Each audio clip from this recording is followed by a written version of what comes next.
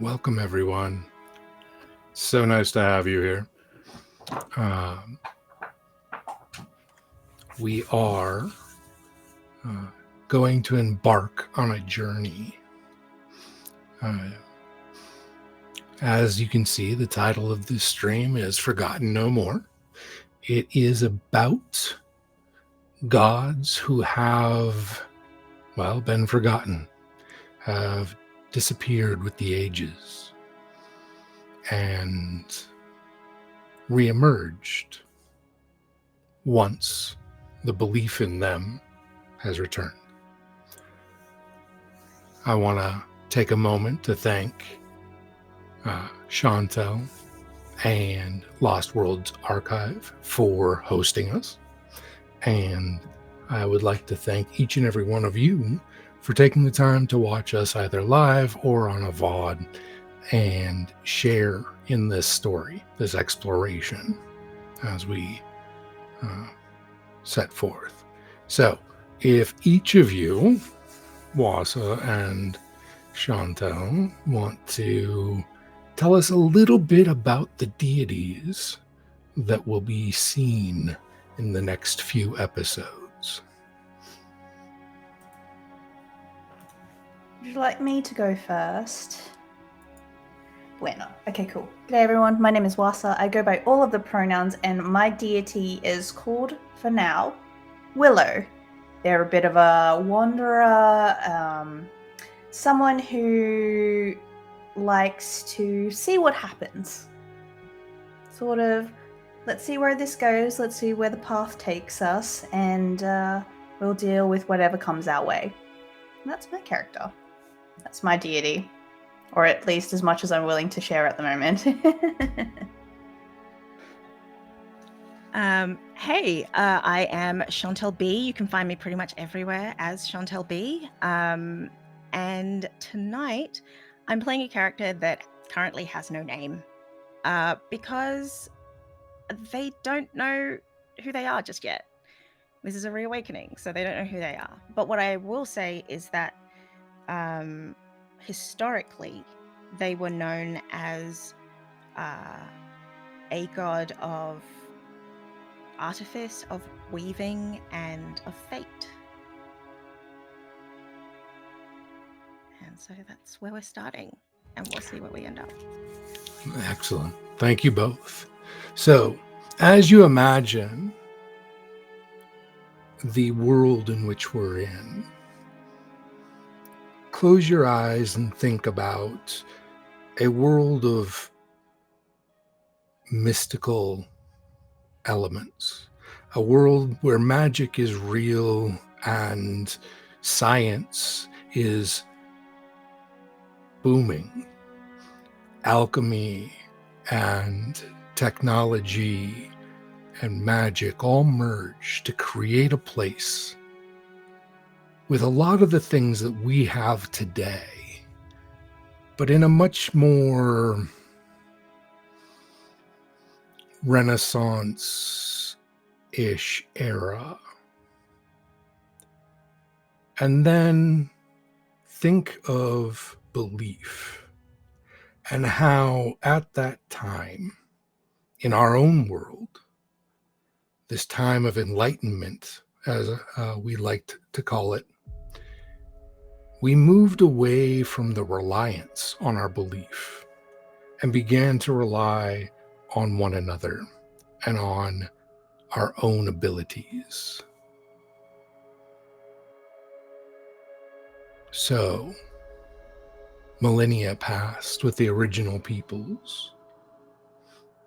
Gods walked the earth, then ascended and blessed those they left behind. But today, the gods who might be known are mostly known in name only. Religion has become a tool of society rather than an aspect of belief.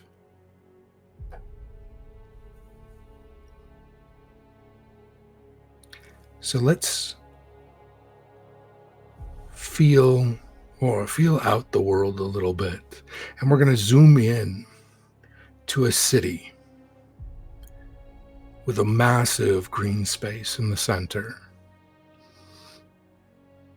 with a large, dense, wooded area in the northeastern section.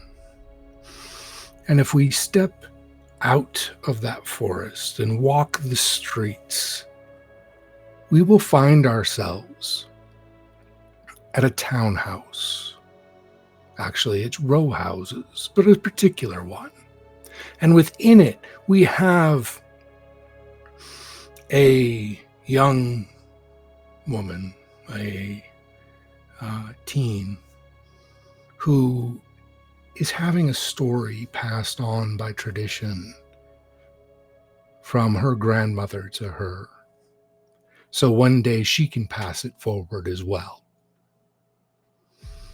And we see this elderly woman sitting in a rocking chair with this lap blanket, and she's stitching away as she is replacing one of the squares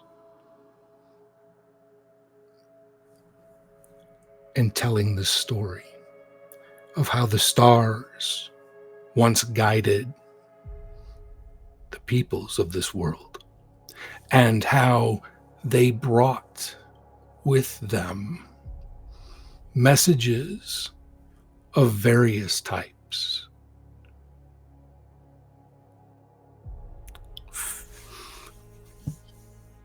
Chantal, what is one of the tenets that are embedded in the stars, the tenets of fate, the messages, if you will? What's one of them that the world could benefit from? I think one of them has to be, just because fate exists doesn't mean that you have no self-determination. Excellent. And as this grandmother regales these lessons to her granddaughter and stitches away at this blanket, we pan up through the ceiling and out into the sky, and we see the stars dotted across and flashing one at a time in a very particular pattern. It's called the constellation of strength. And it's an L-shaped constellation, sort of like an arm being flexed in the sky.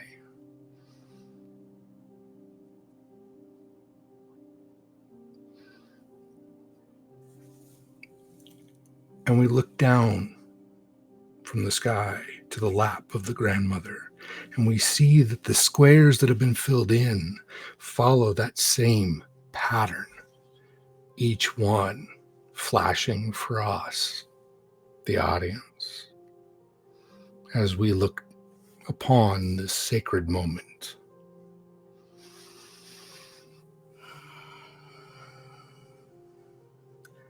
Fate Spinner, where have you been?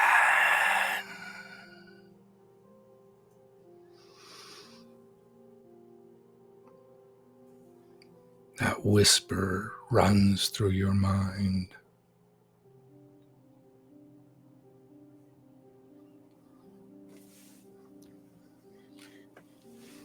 How long has it been since I've heard that name? Oh, what is time to an immortal being? It's been I don't know if I can put it in years that would make sense for you, but it's been far enough back that hearing it provokes a mild, sense of longing. Okay.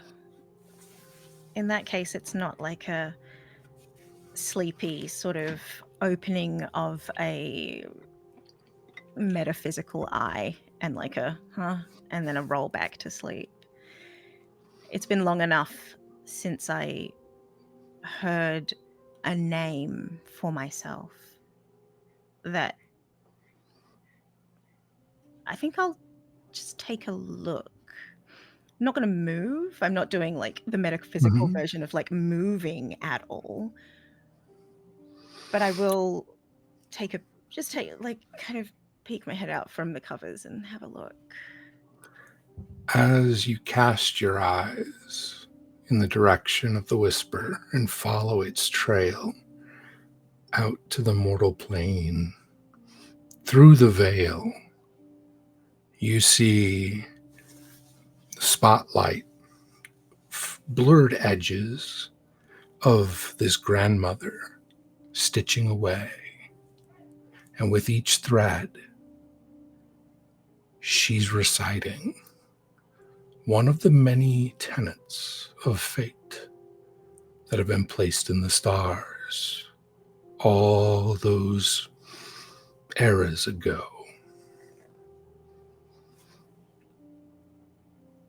And in front of her, sitting on the floor, listening in a venerable position, you see a teenage girl, bright, fiery red hair, blue eyes,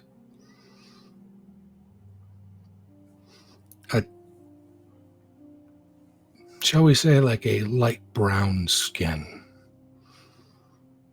who looks up, and you think she looks at you for the briefest moment, and her face is framed in starlight when that happens. And she whispers to herself, "Why? Why do we not follow the traditions anymore? It is such a pity."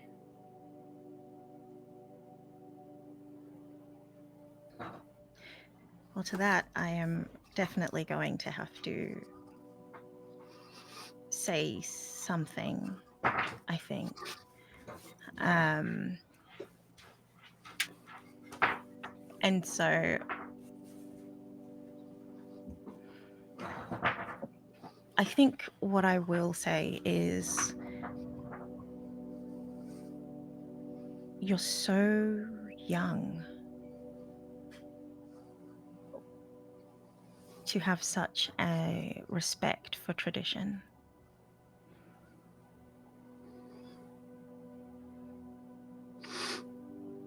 She'll smile to herself, not realizing that the words that you said have made this connection between you and the first believer. Though faint, she believes everything that her grandmother told her in a way that only the young can latch on to. There's that energy to it, and you feel it kind of like pulsing back to you.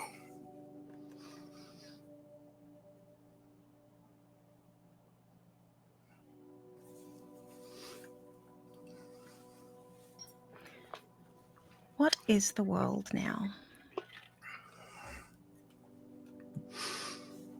She'll startle a little bit at the question, Before the words didn't quite make it to her mind, it was more the sense of like the emotional connection that you had expressed.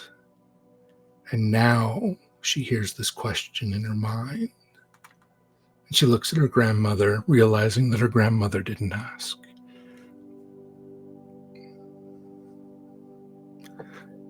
The world is busy.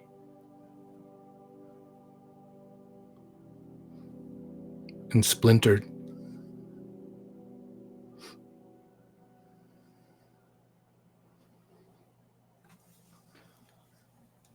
Then why do you speak of me?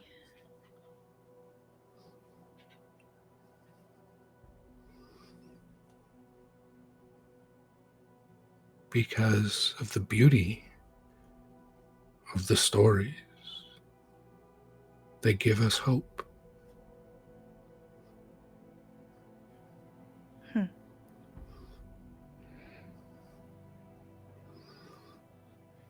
Is hope lacking? Yes. Hope is limited.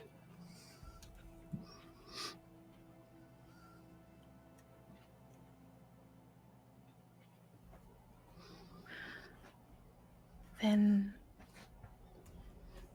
it's time for me to wake.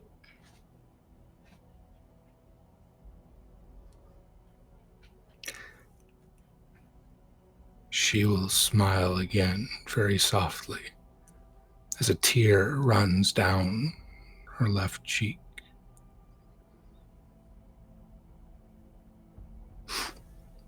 We're going to pan across back to that wooded area in the green space in the center of the city. And we find 3 young youth, about the same age as the first girl. And they're talking amongst themselves.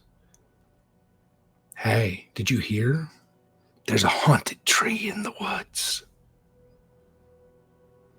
They say that a witch's spirit was bound there once. I dare you. Dare me what? One of them replies. Any one of you who's brave enough to go find the tree. They say if you can steal the rope that binds the witch, she'll grant you your greatest wish. One of them laughs to cover up the fear as they're out there in the evening. There are street lights with magical stones dotting the streets, floating in little sconces. But here near the wood, there's no such thing, so the shadows are deeper and longer.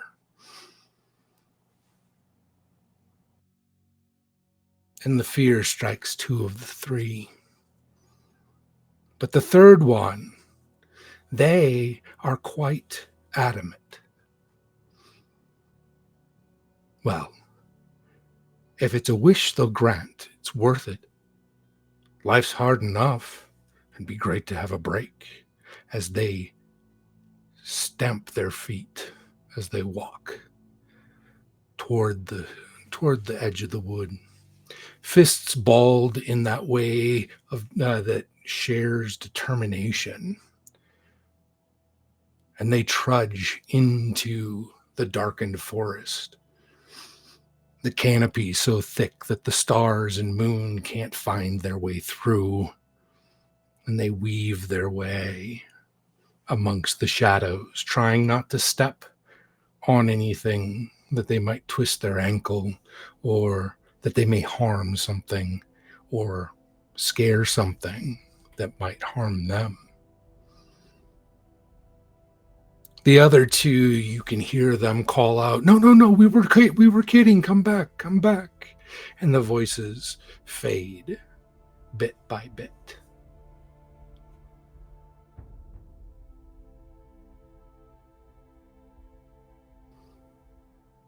Willow, The trees, they speak. They know one another, and you've listened to them for quite some time now. Unable to communicate with them, but definitely an observer. There's another one. They're headed toward the center. Watch out, Elder. Watch out. They could be trying to harm you, as they did so many years ago.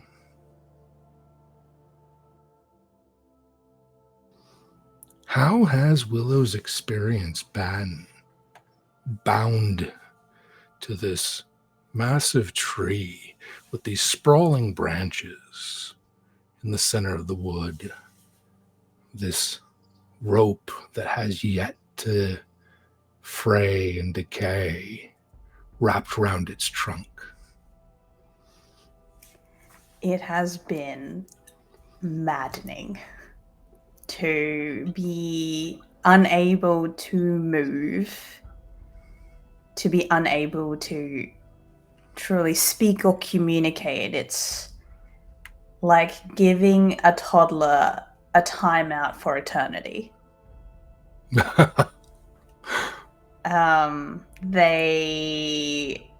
It's that idea of that cramped space and that need to stretch and that need to move and fill silence where there's that need to and want to respond.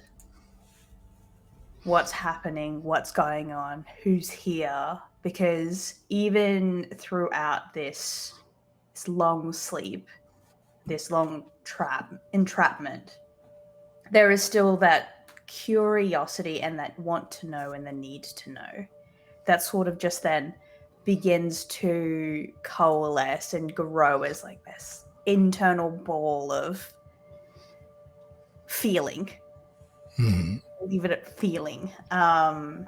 And yeah, so they have been doing what they can to try to keep awake, but there's only so much that they can do, and there's only so much that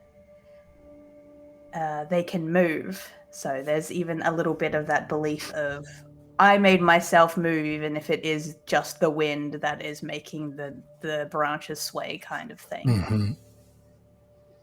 But that's Willow at the moment. Wanting to stretch and see, but not really being able to. Oddly enough, for the first time in a long time, you've heard something other than the trees. This is footsteps approaching. Determined footsteps, purposeful footsteps. A teen. Also,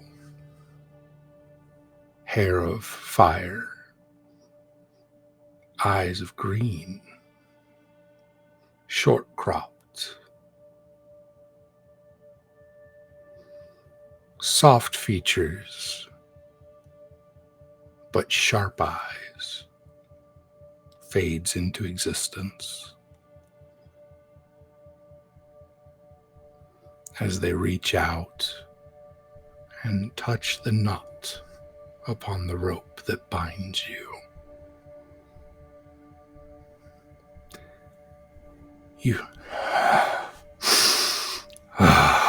You can do this. You need to do this. They grip at it now with both hands and pull, testing where the release point is in the knot. It loosens ever so slightly, millimeters at a time, as their, not frustration, but more impatience The impatience of youth starts to come through. And the wind moves, and they startle just a little bit and look around. And they pull hard on it again as it starts to loosen a bit more, and then they hear a branch snap. And they stumble back and turn and look, seeing nothing but darkness and the shadowy tree with the rope.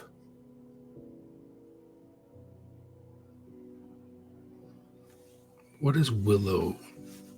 How does Willow react to such an act? It's that curiosity at first of, oh, someone's here. And then it's almost feeling like the tree is wanting to sort of loom over to see everything that's happening around them. So it's sort of that encroaching shadow, encroaching branches to witness. And as terrifying as they are aware it would be terrifying for a tree to just wrap around someone, like, yes, pull at the rope, get rid of it, sort of thing. But that is what Willow is envisioning in their mind. And with the pull, the millimeter pulls, it feels sort of like that ability to breathe a little bit more, that like a breath can actually come out.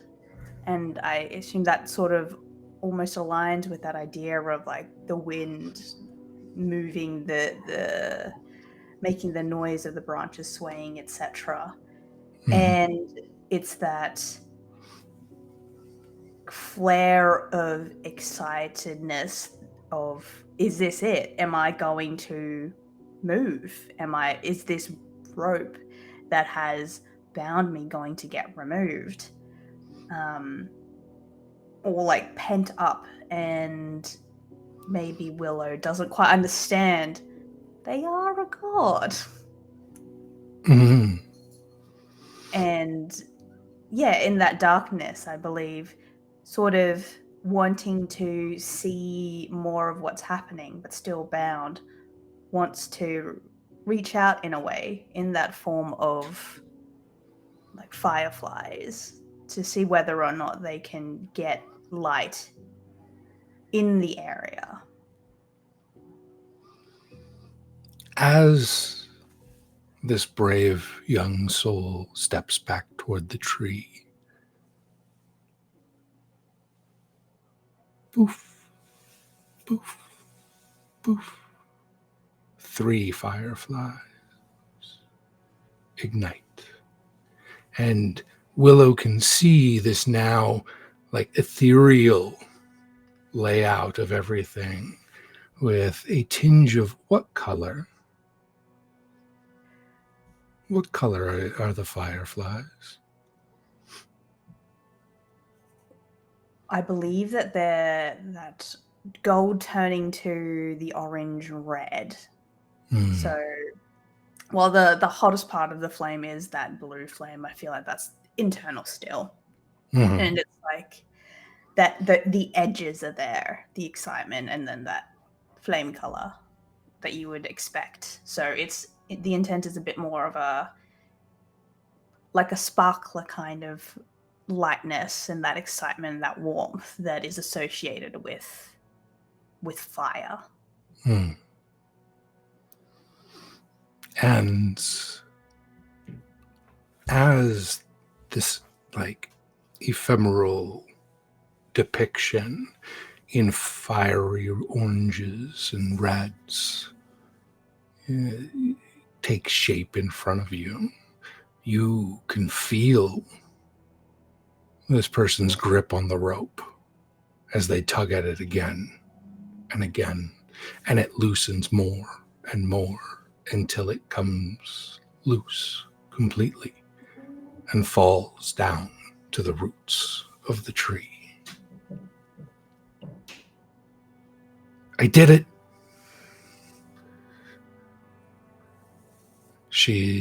They are looking up at the way that the canopy is underlit by the fireflies. Whoever you are, witch or whatever, grant me this wish. Heal my father.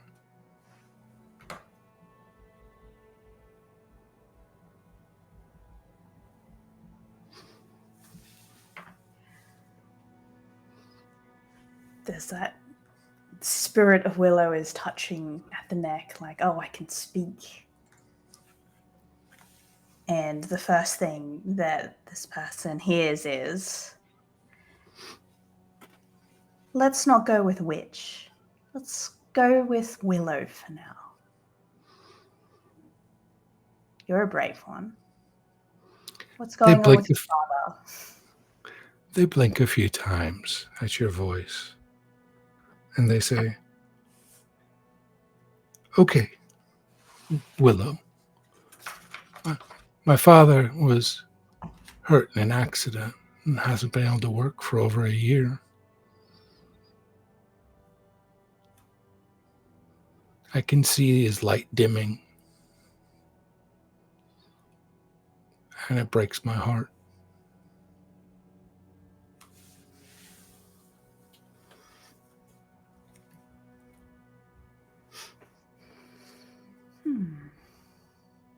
They're still looking up at the canopy, unsure where the voice is coming from. I feel like in this moment of the fireflies, two of them sort of shift in color and like move and dance to be sort of like in front at like eye level. It's almost as if they are eyes. While the other is sort of just like going around. Well, they'll bring their gaze down to the fireflies. Can you help me? Well, sort of like that sort of almost crack of the neck, the roll back of the shoulders, moving the body to try to get used to things in the spiritual form that is yet to sort of step out of the tree. And then Willow says, well, possibility does just start with a single step. And there's that sort of physical step forward out of the tree for Willow, as well as that idea of, let's go see what's going on.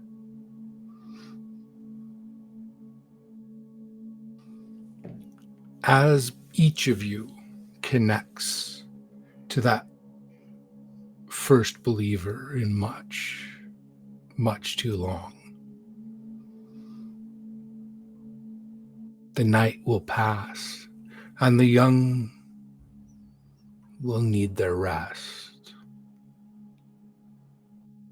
What is it that you do now that you can perceive the wider world around you? You can move. You're not tethered to them, but you are connected in a way that you always know where they are.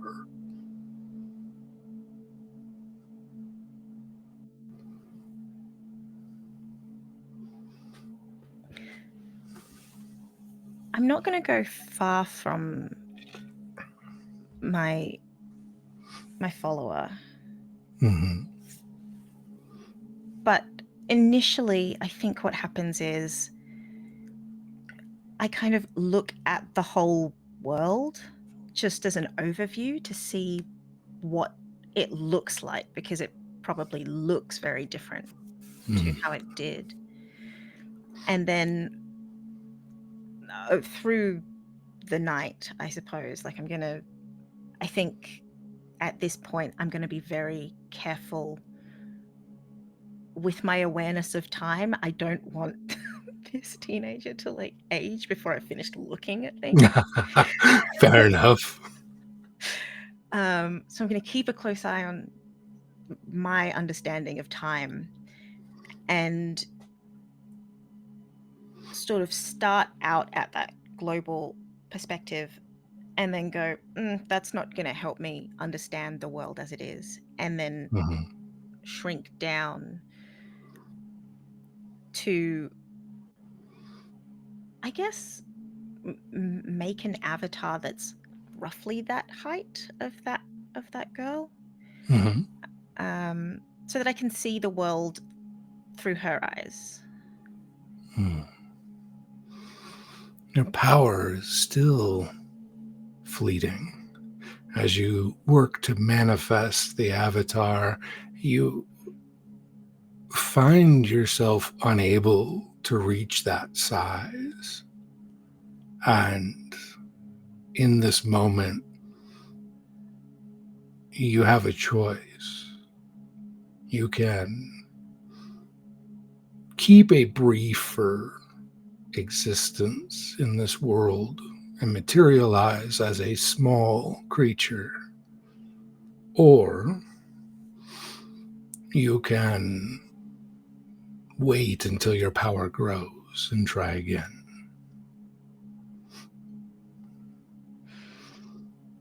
What used to be easy for you is now such a struggle. Rusty. I will stay large for now. I'll sort of feel it and then go, oh,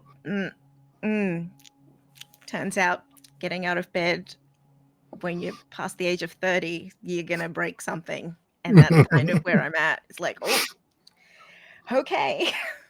Guess I'm in pain now.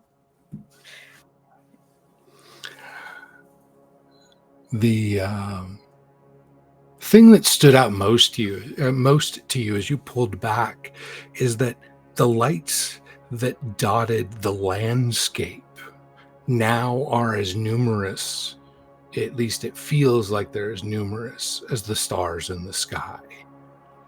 They cover so much of the land that before would be quiet and almost reverent to the lights above. It's almost like they have turned their back on it, on the sky itself.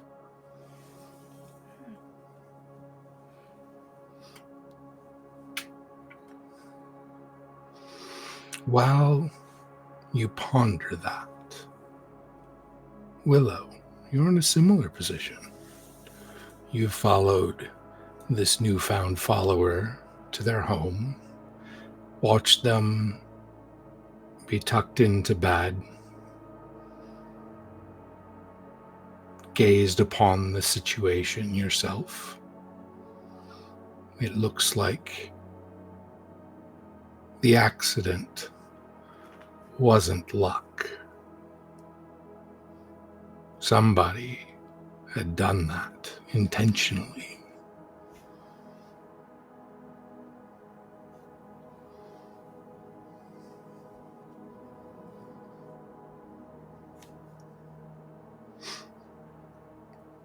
What else does Willow want to know about the world they've been banished from? I think for the duration of the travel, I'm sort of assuming that similar, I do not have an avatar form, and I've like tried to step forward with a foot, and it's like, where's my shoes? Yes.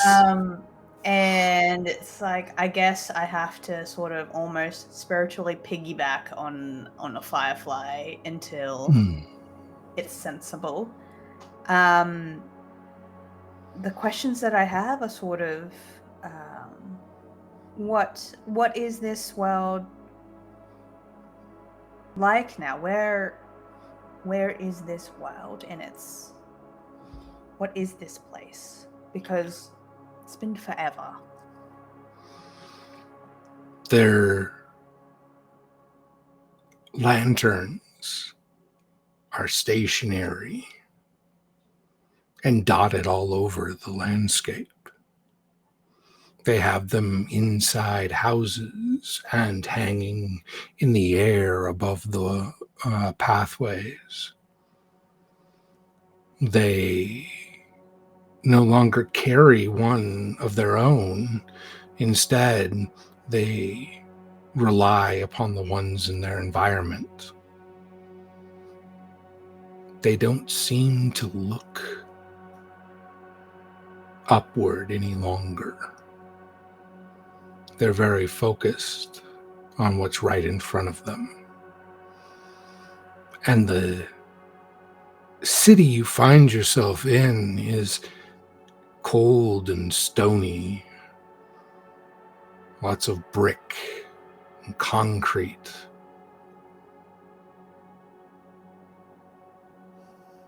You find it's also has this hum, this noise that you're not familiar with, especially not at night.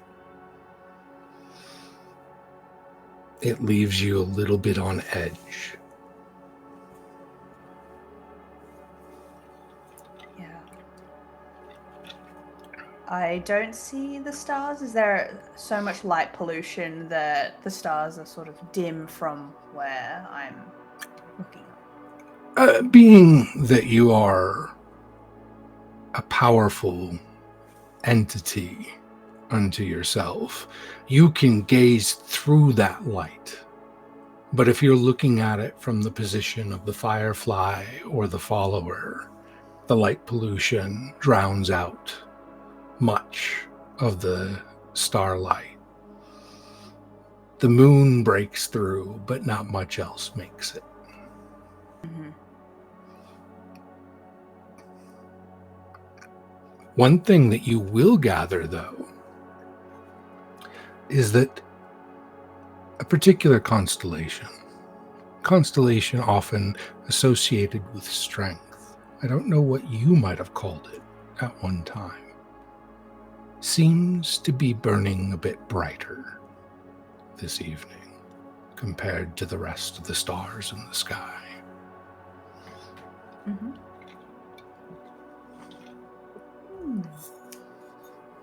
Interesting. Similar vein, I sort of don't want to leave my follower and my sort of agreement with the follower. I don't want to stray too far, but Willow does have a curiosity as to looking at the cold lights and just the general area around, and there's the questions of being answered of like, what is this place, where are we, what is that called, etc. But then there's the feeling behind it of like, these lanterns are to keep the streets lit up at night. And then you go to the lanterns, like, why is it so cold, why is it so loud, why is it so annoying? And as you inspect one of them much more closely, you recognize that the power is something familiar but foreign at the same time. It's similar to the power that the deities have bestowed upon the world in the past. It's this mana, but it's sterile. You can't sense any dedication to any of the particular gods. You can't find any spirits of nature that might be floating amongst it or attracted to it. It is completely devoid of life and yet full of energy.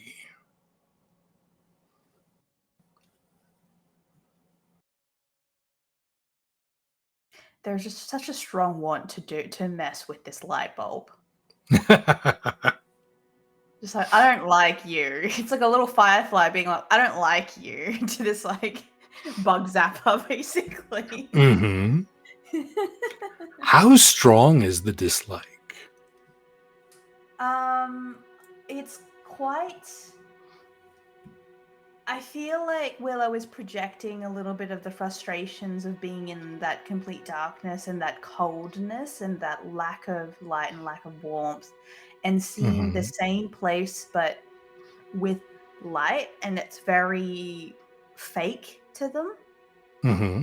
So it's this, the longer I look at it, the more I hate it sort of thing. I understand. Yeah. Absolutely. go ahead and let's have our first roll here. That's me.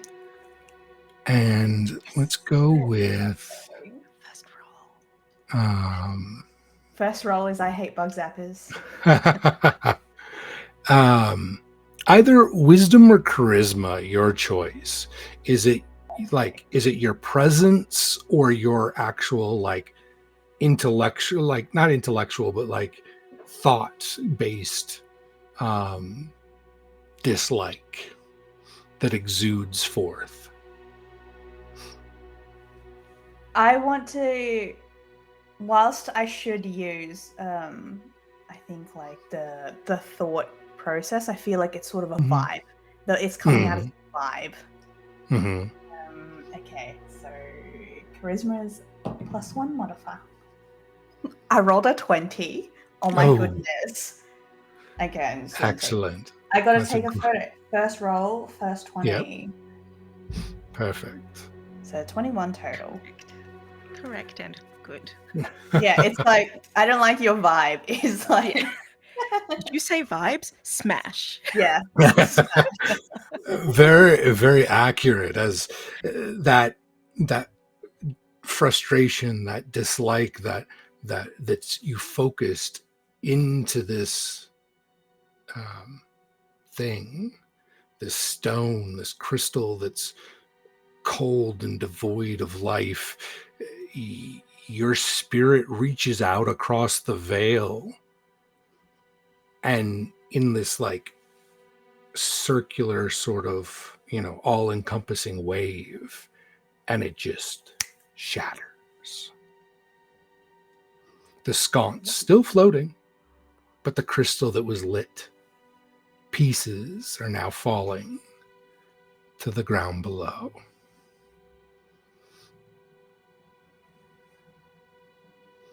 Do I sense that? Do I know that just happened? You will feel that for sure. How you feel that, I leave completely up to you. But these two mortals live in the same neighborhood. It's not that far. And so the repercussions, the ripples, if you will reach you. What does it feel like? It was a vibe check, remember? It was a vibe. It was a vibe check. It was my vibes. It was a vibe. So what I feel is vibes. Yeah. I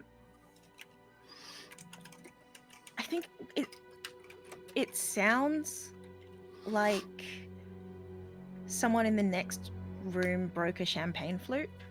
Mm. And it smells genuine.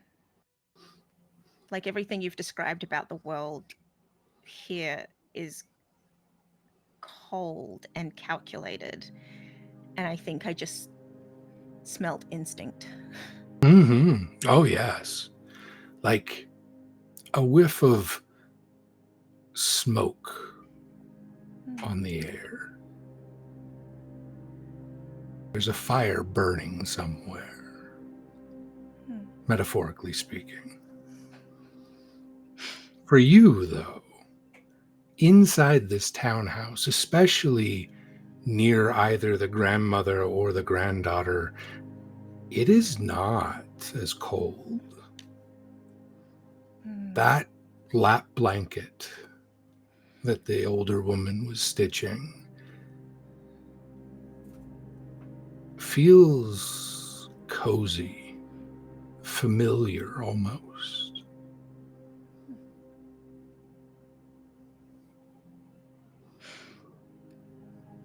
How close can I get to it? Can I see it? Like, how can I see all of it? Oh, absolutely. And you'll notice the squares, like before described, pop out as the same constellation of strength. And There are a couple others dotted in there, but those are the ones that draw your eye the most. And they have names. And these names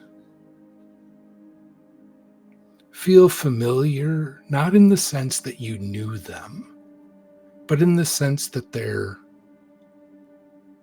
someone you should or would have known had you had the opportunity.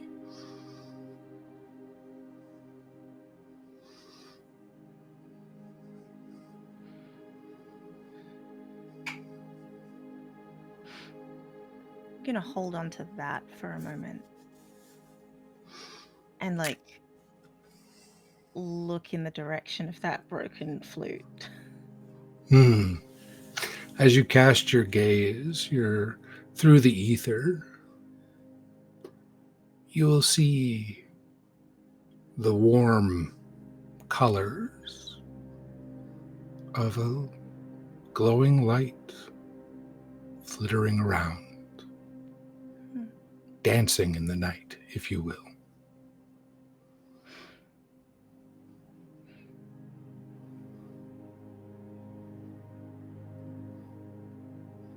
Willow?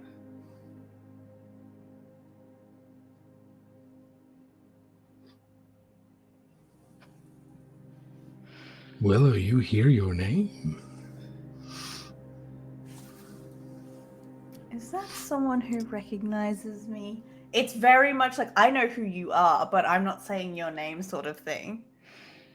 It's sort of that, like that reply, that response of like, did I hear someone talking about me? New phone, who dis? Say more. Yeah.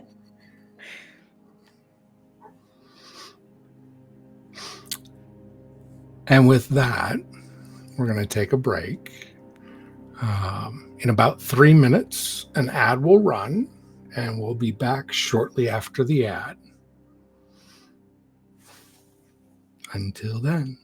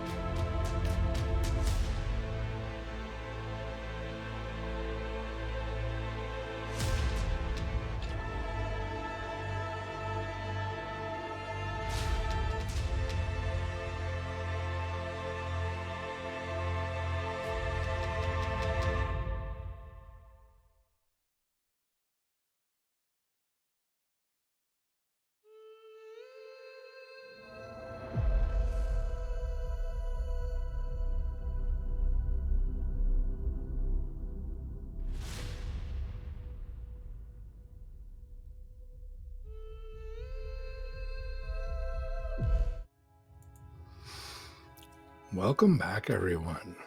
I hope you had an opportunity to do what you needed and are ready to settle in for the second half of our storytelling this evening. As a reminder, I am Chris Geary. I'm your host. As has been put in chat, we are technically playing the game Godbound. There is a free version that you can find online. And I am joined with the illustrious Chantel B, who is doing our production as well as playing, and Wasa, who is our other deity and excellent player. So, as we return, morning comes about.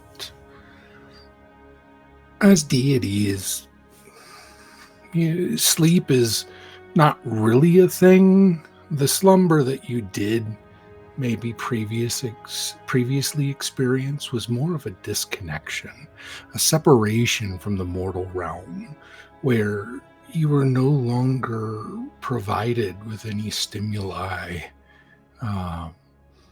and just left to sit. Or bound to sit, as it may be. But now, you're able to move throughout the world, though your ability to affect it is limited. You're sure it'll grow over time. And as the morning begins, there's a hustle and bustle that starts to crescendo across the city. People moving, vehicles moving, horseless carriages alongside horses. Moving throughout the streets, everyone seems to be going somewhere, but not everyone is going in the same direction.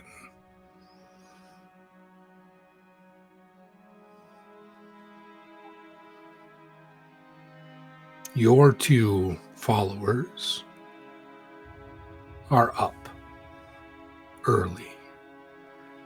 Each of them getting ready for the day and making a simple breakfast for themselves before they too start to move throughout the city.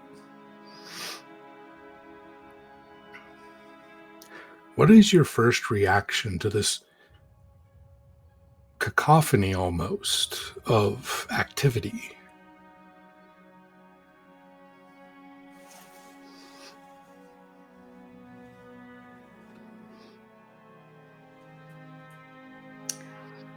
I have mixed feelings. I love the fact that there's different noises, different senses, and all those sorts of things. But similar to the light, the going about it, seeing these linkages and these connections that are very too straight, too angular, etc., just gives me a little bit of like a yuck feeling. It's almost as if it's sort of like motion sickness from a lot of what's going on, which is a bit weird for Willow, because Willow is like, I move, why am I getting sick, kind of thing. But very much is outside of that more intimate settings of, you know, having the breakfast and like following the follower. Quite enjoys that. Is very much a little bit annoying of like, do I get a little offering when they see like, you know, bread and jam or something? It's like, do I get like a little offering? Do I get a treat? Kind of thing. Hungry, do I get some? Yeah. Do I get a little treat? I didn't do the thing outside, I swear. That broken lamppost was not me. Is your follower thoughtful in that way? I'm going to say yes.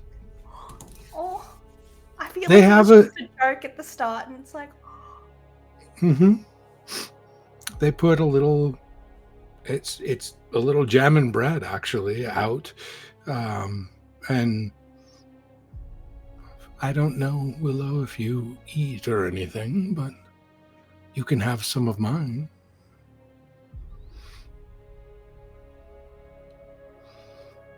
Do you attempt to take it? I do. I attempt to sort of just like the way that offerings. It's sort of just that I'm consuming the thought that counts, in a way, because I don't know if I can actually physically eat mortal food. But I will try. But it's more the thought. I'm curious. I don't know. I practically don't have powers in my mind because I can't form an avatar. So I'm like, oh, Mm-hmm. woe is me. But I will try. As you attempt to receive the offering, you can use one of your influence points to accept it. And you will regain each of your influence points at the beginning of the next scene. Okay, cool. I think I will.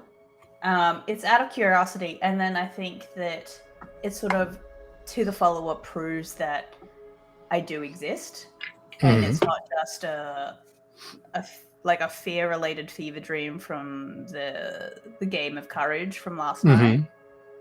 So I will. Okay. You will, or as that happens, you will notice their eyes light up. There's curiosity, but there's also excitement in them. And they kind of dance for a moment, little emeralds, as they are very pleased with themselves. They then get their things together and finish up their breakfast and make their way out of the house and to down a few blocks until they reach a specific location. You're not sure what, but there are benches and it's elevated. They had to walk up some stairs to get to it. And there is a pathway, shall we say, made of stone and steel that they are waiting alongside. Over in the other house, you'll hear the granddaughters speak. A number of the tenants in a reverent and almost prayer-like fashion as they wake in the morning. And then they go through their day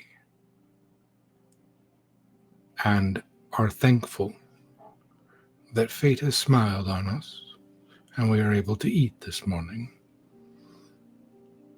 And they too leave the building, walk among the streets, up a set of stairs, and find themselves seated at a bench next to a friend who they greet as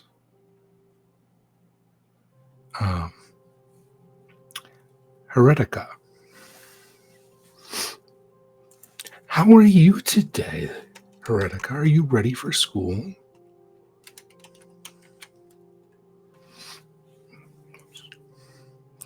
And the other responds, oh, I'm doing fine, Flora.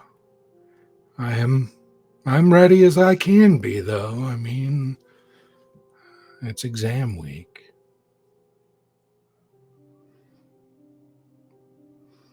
And the two of you find yourselves side by side as your followers engage in small talk.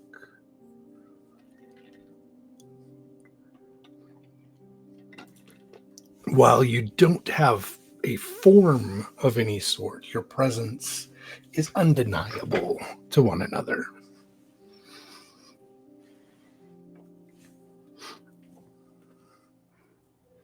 Fate Spinner, your star shines bright today.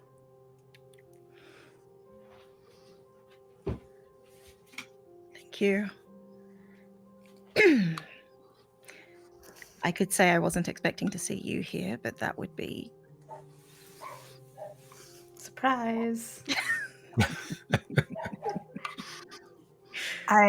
Look, you wouldn't be the only one. I didn't think that I would be out. Ever, really?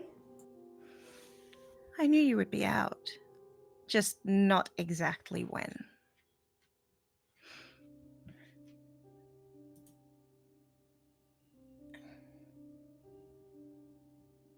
What do you think of this world? I hate it.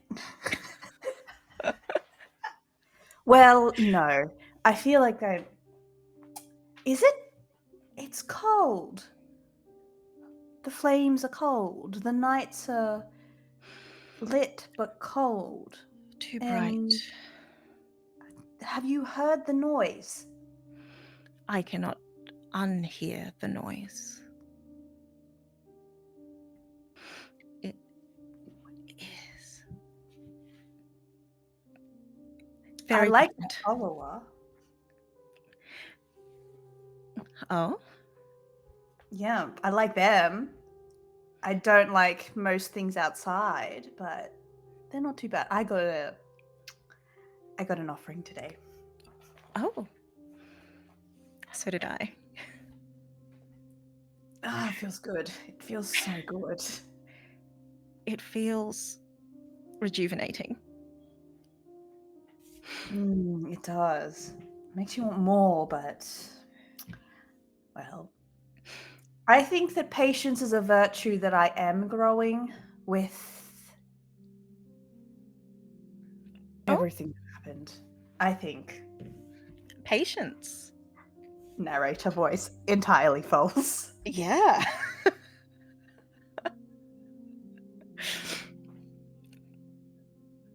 I look forward to seeing this newfound patience.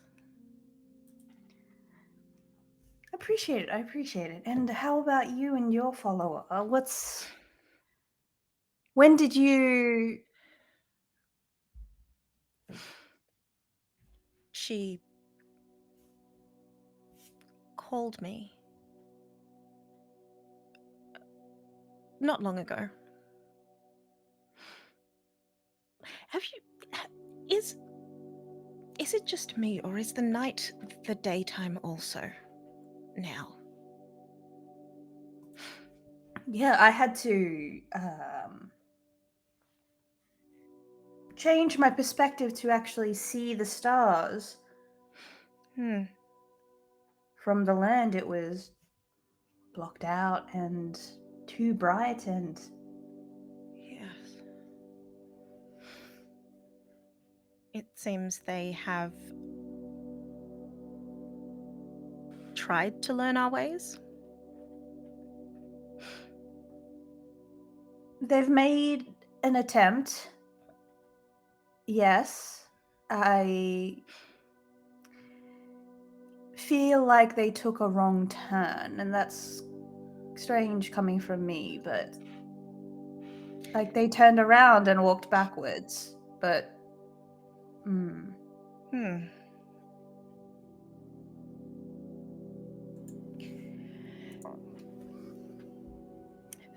There is some part of me that thinks they need guidance. And there is the other part that says the decisions they make are the decisions they make.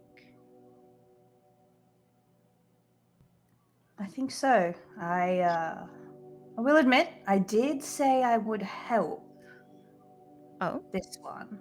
Yes, well, they did get me out, so... I see. They have their father is injured, but not through an misfortune, which is through intention. Yeah. So that will be fun. And you will help. I will. I said I would. And this is the first follower, and hopefully the first follower of many. I should do as gods do. Which is? Help.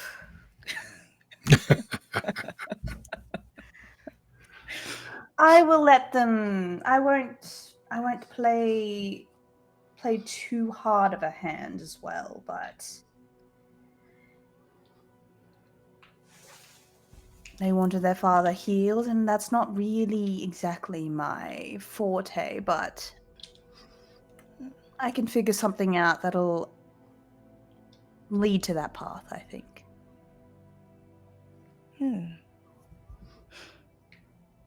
Good. It's about then that the sound of metal on metal echoes in your consciousness, and this, well, what we would call a train makes its way to the stop that they're at. The two followers, Heretica and Flora, get aboard, and it zips through the city, making stops every once in a while. And you see in the distance the smokestacks of factories. You see in one space a towering steeple that is attached to a large building where other architecture seems to be situated about it in a sense of making it the focal point. And unlike much of the pathways on the ground that Willow has not enjoyed because of their grid nature, their harsh 90-degree angles, this elevated train snakes its way through the city. And at a stop, near a large building, not with smokestacks or any form of reverence, you see your followers disembark and make their way into the school. Just returning briefly, if I might, to that train. Yes. You said metal on metal. Mm-hmm. Is this built with intention, and is it crafted well? It is built with intention. It is crafted sturdily and efficiently. I'm not sure what your character would consider crafted well, though, if that makes sense. Is it crafted with artistry, I suppose, No, is the question. There is no artistry amongst it. It is pure function. Don't like that. Don't like that at all. Okay. I won't say anything, but I am very much aware of the sound of metal on metal and the fact that the thing that's causing that noise doesn't need to be happening they just haven't taken the time to make sure that it doesn't happen. It could be more smooth. Indeed. I'm truly imagining like the sound of the tube. Yes, absolutely. Just that. If you've ever seen photos of the elevated trains in Chicago, that's basically what you have, an above ground subway.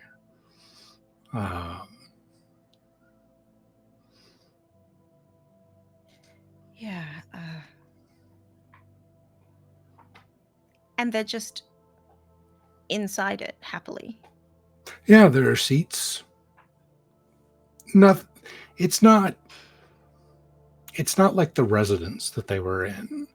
There's no personal touch. It's very sterile, much like Willow's experience with the floating lanterns. But it seems to be effective as a mode of transportation. If you pull away from the train and look about the city a little more, you'll find other snaking paths with trains running along it. Are there some that are better or worse than others? They're just all generally the same. Every car looks almost identical. I think all that I'm going to say about that is how disappointing. And I'm happy to move on from there for now. As a deity who prides themselves in artifice, I completely understand. I feel you from the deity with some journeying. Like transportation is part of my thing, and it's like I feel sick. Yeah, that motion sickness definitely returns, though not as extreme as the first encounter with this type of technology. But it's definitely there again. The school building itself is very standardized, much like the rest of the city. But there is a vibrancy that each of the students seems to carry with them, and the teachers within seem to work diligently to bring a sense of color and liveliness to the rooms that otherwise would be much like that which you have disliked of this city without their touch.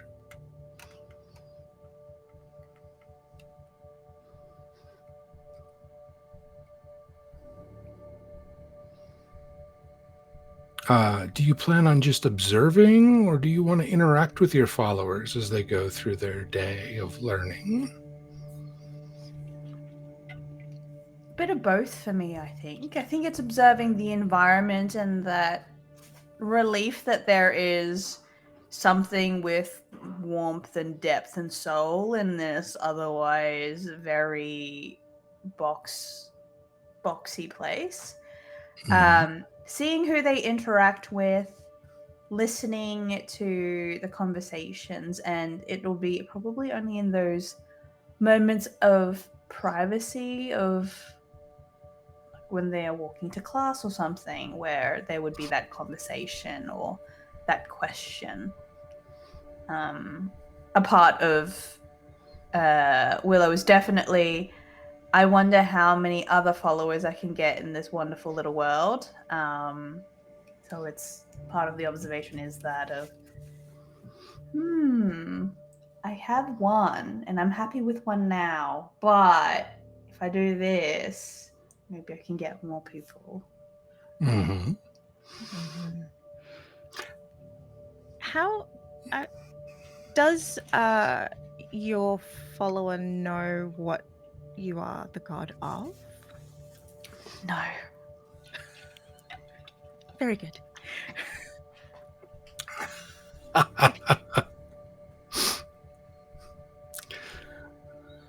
I don't know even if, like, if we have had another chit chat, I think Willow, that, oh, like, what's been happening with the Fate Spinner? I think Willow would be telling a little bit of the story of, they called me a witch kind of thing. Sort of like, if that was a conversation that we've had, like, we can have it now, Yeah. obviously, but Mhm. if we had that conversation, you would at least know a little bit of what was happening when Willow was bound, of like how Yeah. I got my follower. So they have witches.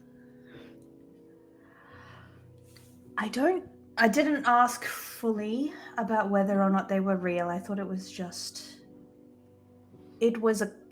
a tree with a witch that was cursed in the middle. You take away the rope and the witch grants you a wish. So I see. my story has changed slightly from that perspective. Probably to keep me there, but yes, they do not know exactly what I can do. Mm-hmm. Will you tell them? Obviously.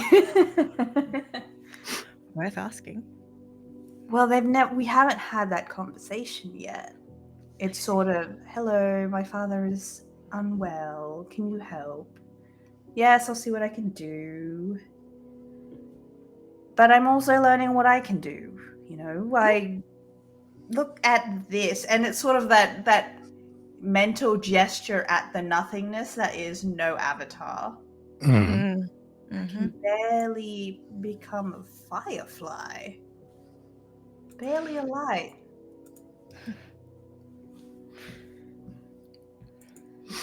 Yes. It's a strange feeling of, if this one goes,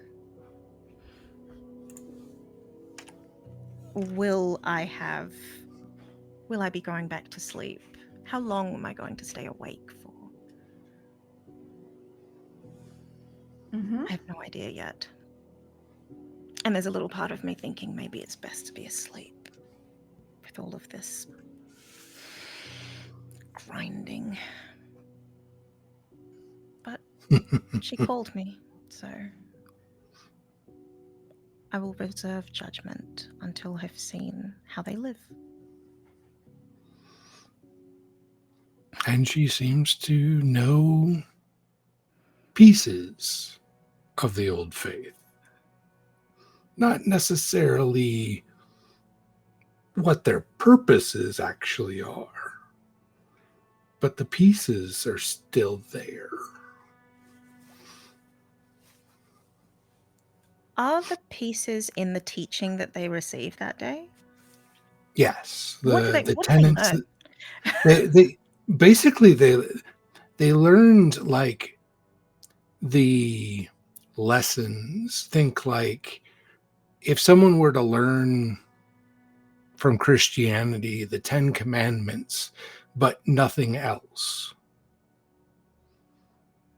And they recite them as a way to carry on a tradition, and then they infuse their own interpretations into them to try and preserve whatever the tradition is.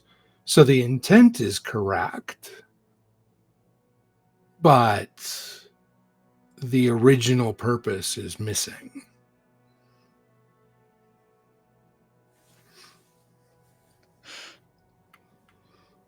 Can I'd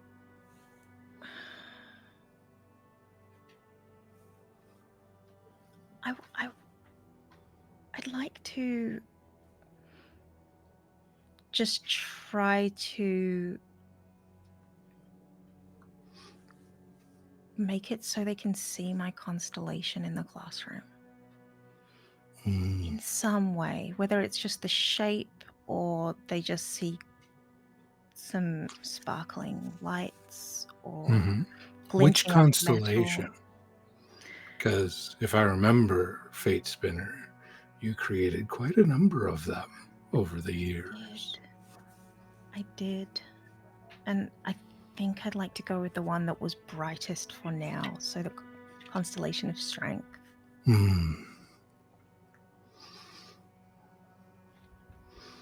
What was it that you named it when you created it in the sky?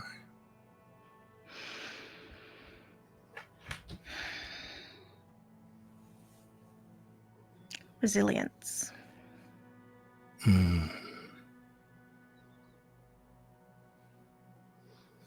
Yes.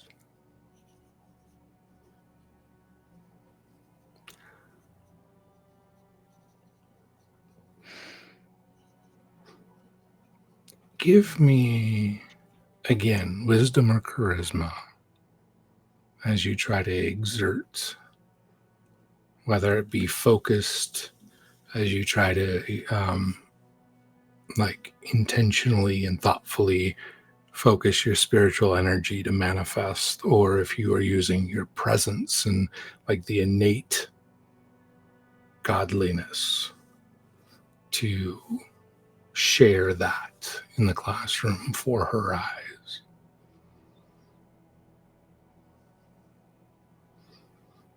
I'm going to use wisdom. Okay. Because that's what I'm hoping to impart upon them. I like it.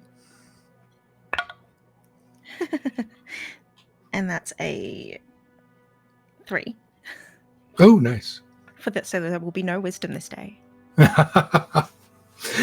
You are struggling to manifest your energies in such a specific form.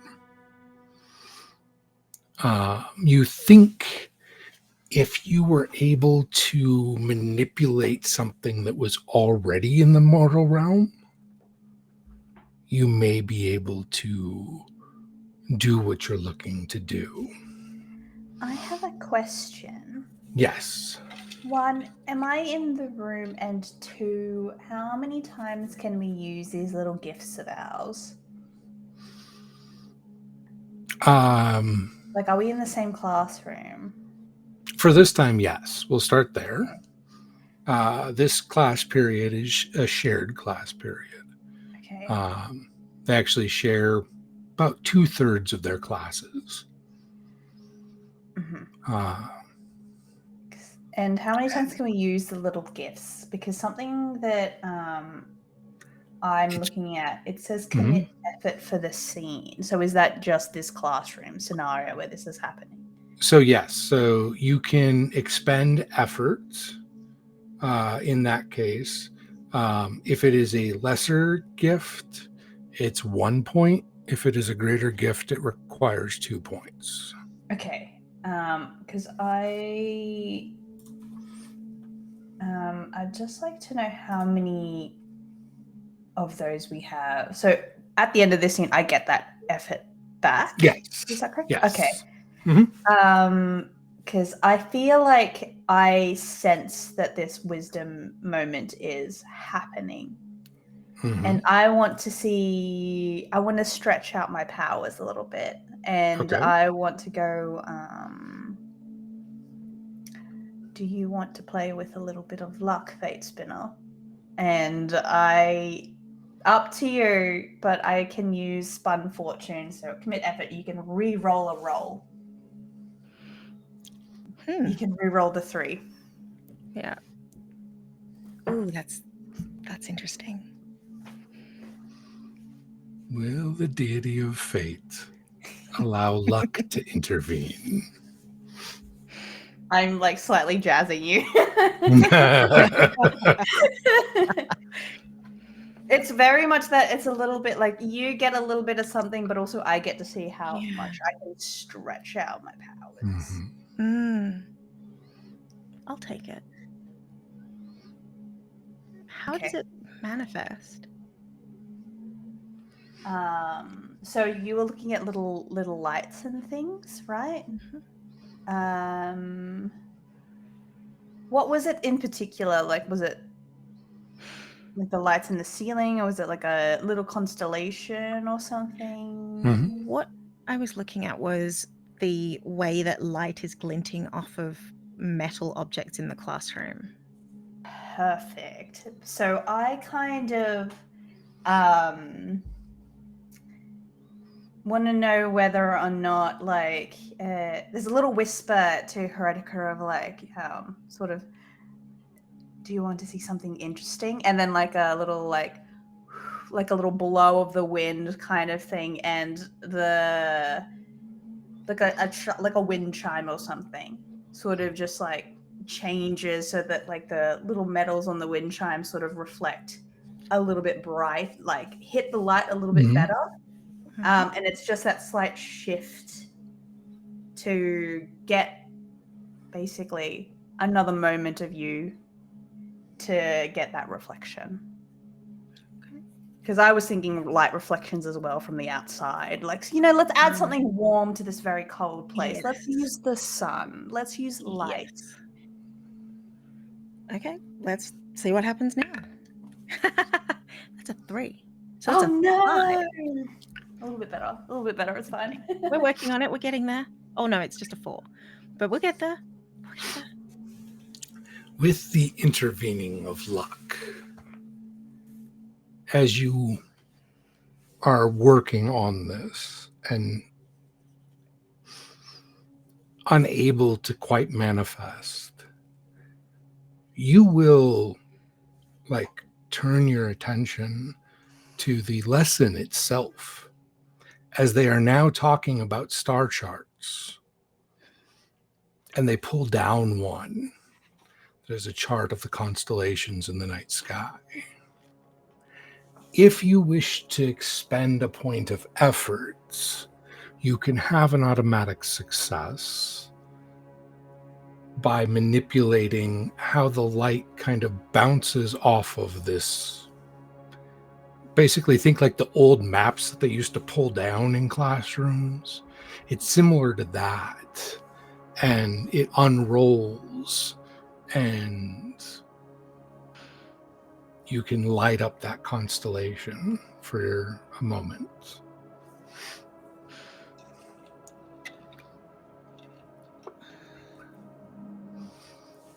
I think I want to let it sit in failure. Perfectly fine. And you will hear the teacher discussing about how in the days before academies, witches and magicians alike would look to the stars and pull upon, as they would claim, the power of the constellations. And they will talk about each one of them. And there is some definite truth to what they say, but it is very much an overview. It does not go in depth. It does not really teach about the lessons that each of these could bring.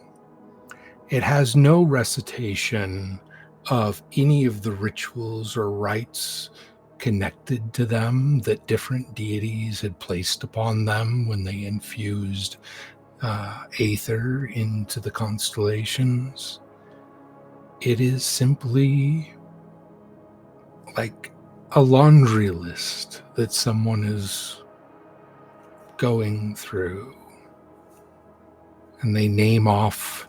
Some of them are a little different. They're not names that you are particularly familiar with. And in particular, we'll just focus on the constellation of resilience that you placed in the sky aeons ago. And they refer to it as, where's the thing I wanted? The constellation of Gwenteth, the barbarian queen.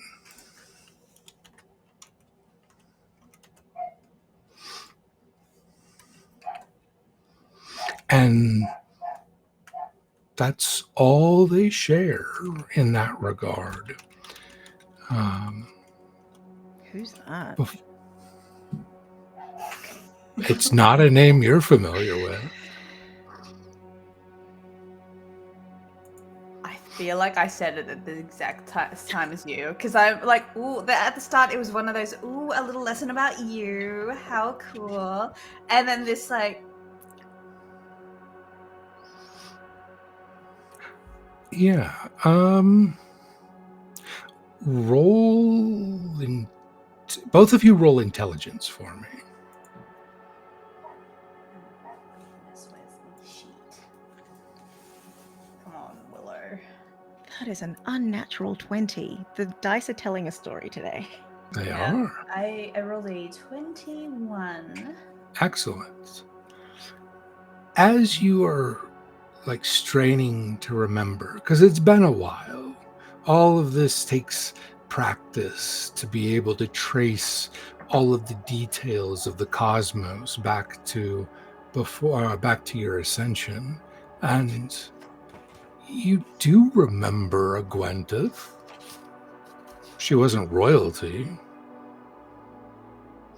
Willow a little bit more than your character, Chantal. Willow, you remember inciting her as her fury built and she raised the cities of an empire that encroached upon her homelands. Maybe that's who they were speaking of. It was definitely a path that was entertaining for Willow. But I never. There never was a time, if I recall, correct me if I'm wrong, Fate Spinner, where you gave mortals a star constellation. No, never.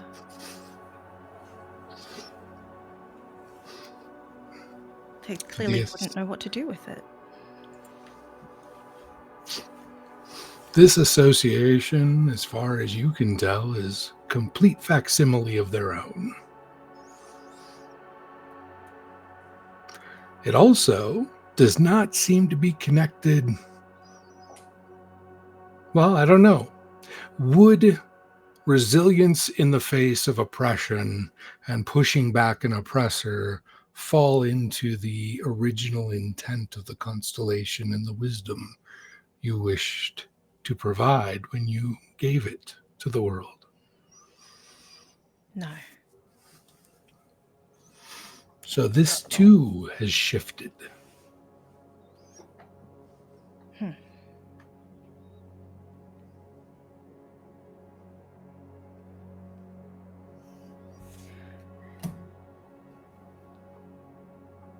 Are there, now that I'm thinking about it, are there other gods in this world now? Like, they're clearly worshipping something. Mm-hmm. Are those things tied to gods as we know them? You do not feel the presence the way that you are familiar with. There definitely seems to be some other connection to deities that is still present in the world, but it is very formulaic. It is not a connection like the two of you once had with your followers.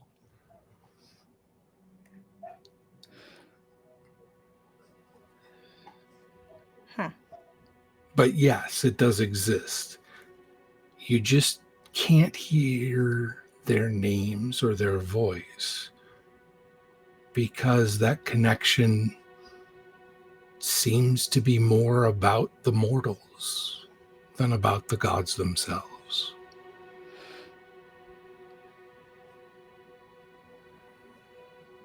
I think I'd like to sort of whisper in Flora's mind, is that right? Mm-hmm. I'd like to whisper in Flora's ear.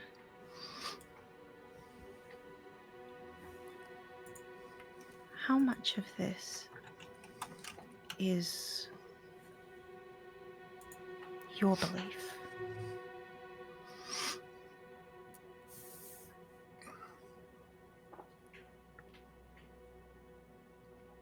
How much of this do you desire? What is the this that you're conveying? The teaching. What she's learning in this moment. You notice that she is curious about it. And she says, I'm still learning some of these things and seeking the truth within them.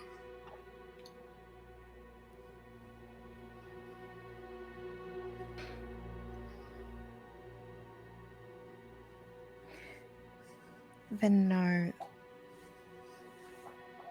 that Gwenteth, the barbarian queen, was no queen. And is not represented by that constellation. What do you call it? Resilience. She smiles.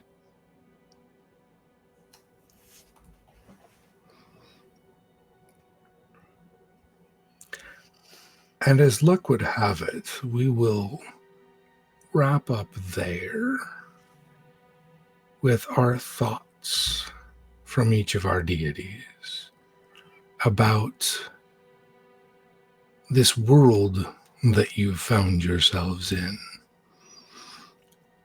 and how it's gone askew from the world that you left.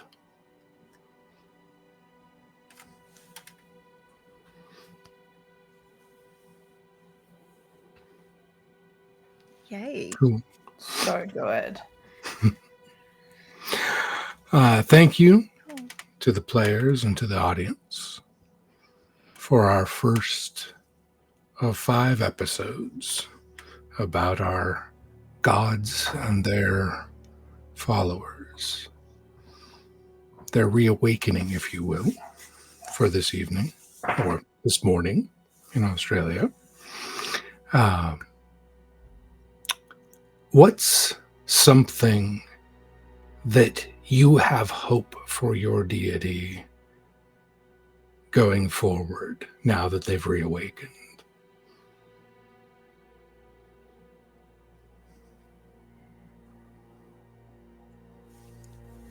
I think from Heretica, the hope that is instilled in mine is there are still people who are willing to go down an unknown path for something that they have a belief in, or something that they want to be true. So it's that interaction of, even though there is a little bit like, oh my goodness, a witch granting a wish kind of thing. I think that a lot of fear has grown in Willow, like, elders, they might hurt you again, etc., or like all of this light and this lack of unknown in the path, and just the straight and narrows that Willow, there is faith upon the follower that, there are still people there that they can look to have as believers. I love it. Yeah. I think there is definitely hope in the fact that this is a story that has been, or the knowledge has been passed down from grandmother to grandchild, and that the grandchild is interested, which says that it's not that there is, it says that there is a call. There is a call for, this god to wake up and to be interested in and a part of this world again. The yearning for fate and to know one's fate is still there. Yes. Though it may be faint for some. Or manifesting differently. Indeed. I like it. Mm. So, thank you to our audience, and thank you to our players. Where can we find you? You can find me here sometimes on Lost Worlds Archive. I live here. This is it. You can also find me on